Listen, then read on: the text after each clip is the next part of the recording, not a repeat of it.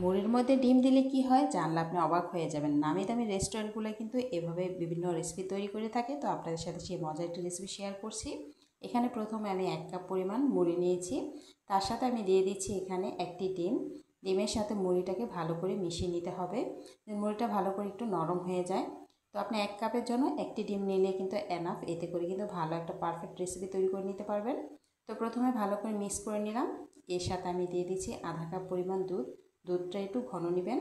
এর সাথে দিয়ে দিচ্ছি 2 টেবিল চামচ পরিমাণ চিনি, মিষ্টিটা কম বেশি করা যাবে। তো এগুলো সব কিছু একসাথে ভালো করে মিক্স করে নিতে হবে। তো কিছুক্ষণ আমি কাঁটা চামচের সাহায্যে এটাকে মিশিয়ে নিচ্ছি। এতে করে দেখা যাবে যে চিনিটা গলে যাবে আর ডিমের সাথে সব কিছু একসাথে ভালো করে মিশিয়ে যাবে। দেখতেই পাচ্ছেন সব কিছু কিন্তু সুন্দরভাবে মিশিয়ে গেছে। এরপর আমি এখানে একটি ব্লেন্ডার জার নিয়েছি। ব্লেন্ডারের মধ্যে আমি মুড়ির যে মিক্সচারটা এটা দিয়ে দিচ্ছি, দিয়ে এটাকে ব্লেন্ড করে নিতে হবে। এটা ব্লেন্ড করার পর এটার রেজাল্টটা দেখুন কত সুন্দর হয়েছে। তো সব কিছু একসাথে কিন্তু সুন্দরভাবে ব্লেন্ড হয়ে গেছে। এরপর আমি একটি পাত্রে আমি এটাকে ক্যারামেল তৈরি করে নিয়েছিলাম। এখানে সামান্য চিনি দিয়ে একটু পানি দিয়ে জাল দিলে কিন্তু ক্যারামেল সুন্দরভাবে সেট করা যায়। তো এর মধ্যে আমি ব্লেন্ড করা মুড়িগুলো এখানে দিয়ে দিচ্ছি। এরপর একটি প্যানে আমি দিয়ে দিচ্ছি 2টি টিস্যু। এরপর আমি বাটিটাকে বসিয়ে দিচ্ছি। এখানে আমি পানি দিয়ে দেব। আপনারা বুঝতেই পারছেন যে এটা কী হতে যাচ্ছে। তো মুড়ি দিয়ে কিন্তু অনেক সুন্দর অনেক মজার কিন্তু পুডিং তৈরি করে নেওয়া যায়। তো এখন আমি চুলায় বসিয়ে দেব। এটা হতে বেশি সময় লাগবে না।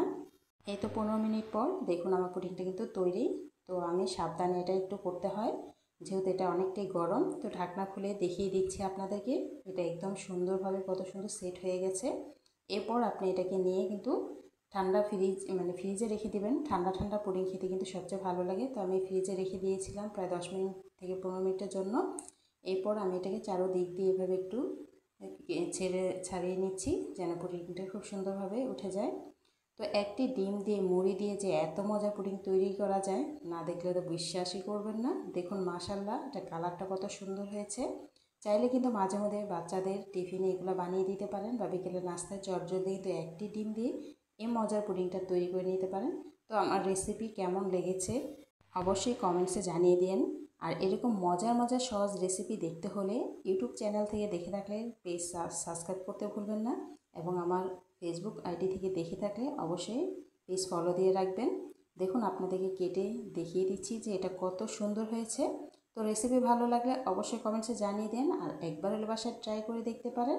খেতে যেমন অসাধারণ, বানান প্রসেস একদম সহজ।